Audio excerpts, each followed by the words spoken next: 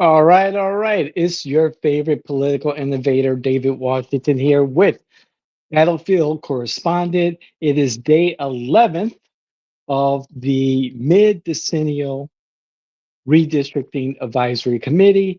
And last night, the 18th, is that correct?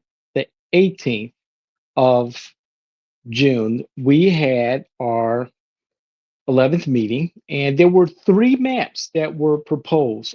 All three did not make it, specifically the one that I sponsored by um, that was created by my dear friend and colleague James Callahan of Callahan Data Sciences. And what was unique about his map was that Jim followed, for the most part, he was intuitive enough and imaginative enough to follow the House District legislative lines, the Florida House District legislative lines, which I thought was a good starting point for his maps. Unfortunately, it did not pass like the other two.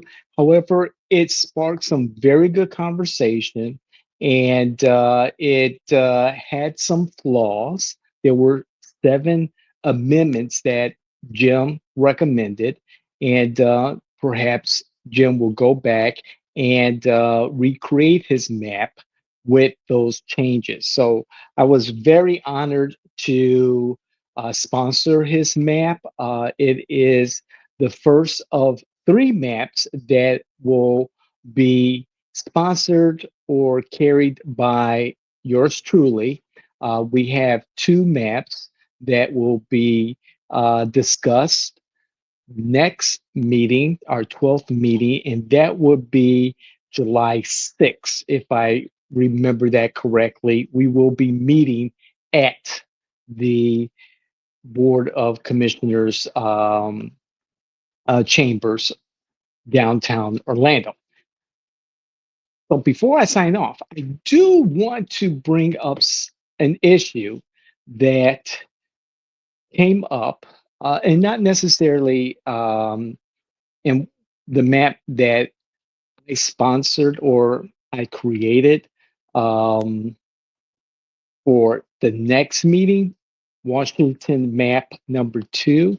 But it seemed that this particular issue also came up in some other maps that were created. And what I'm specifically talking about, that there's some discrepancies um, in the tabulation of the voter age population for Black votes in District 6. Now, let me make this very clear.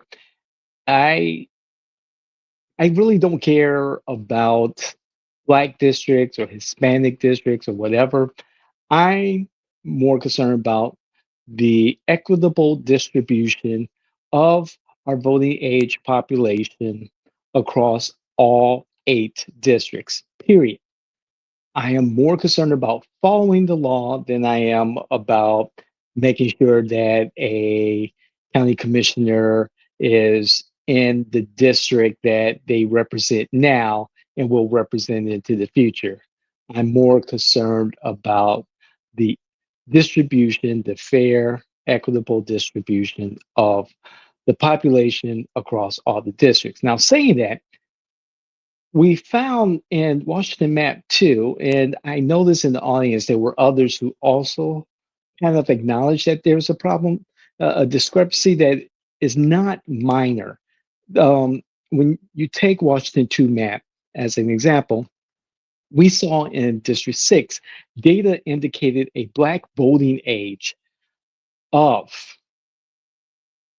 above 50%, a voting age population above 50%.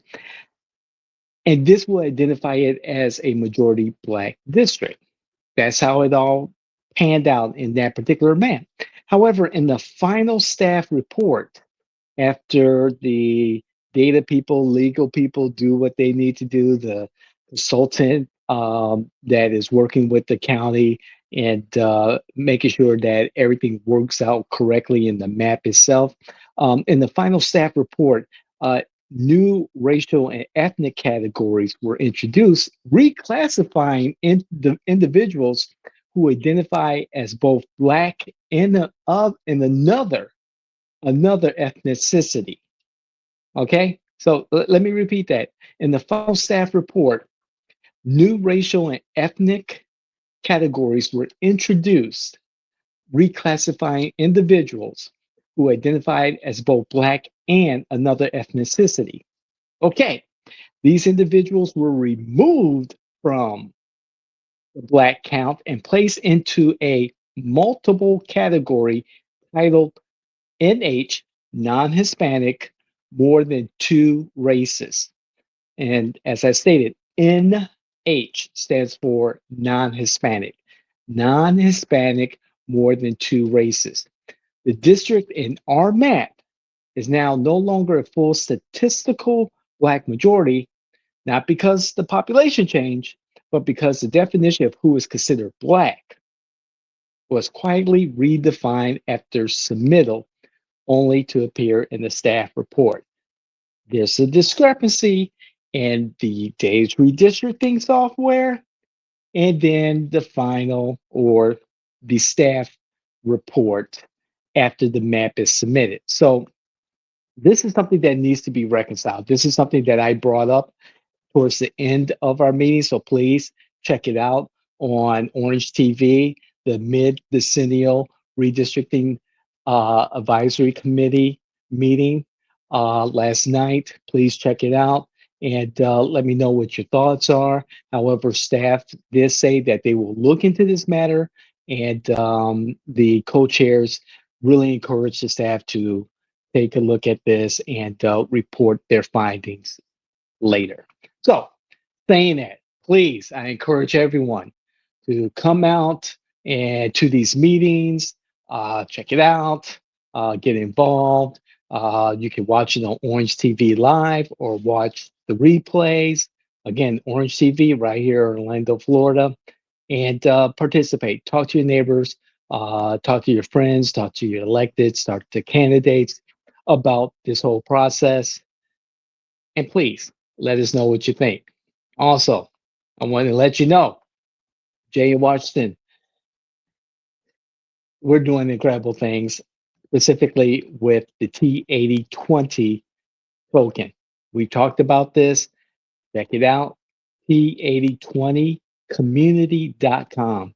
We are now involved in Orlando's first decentralized digital newspaper called the Orlando News. Yours truly, David Washington, your favorite political innovator, is the political manager of the Orlando Voice. So you'll be seeing a lot of our content on the Orlando Voice and a lot of the Orlando Voice content here on our network of social media, our newsletter, our blog. So please check us out. It's the Orlando Voice. Check us out, and that's where you are the news. We're the news. We create the news. Check it out. You can contribute to the news. You can add something that people will want to read about on our platform. You are a part of making the news that's important to you, the people you care for, in your communities. Okay? I'm David Washington. This is Battlefield Correspondent, again, reporting on the mid decennial redistricting advisory committee. We'll see you the next time. Love you. God bless.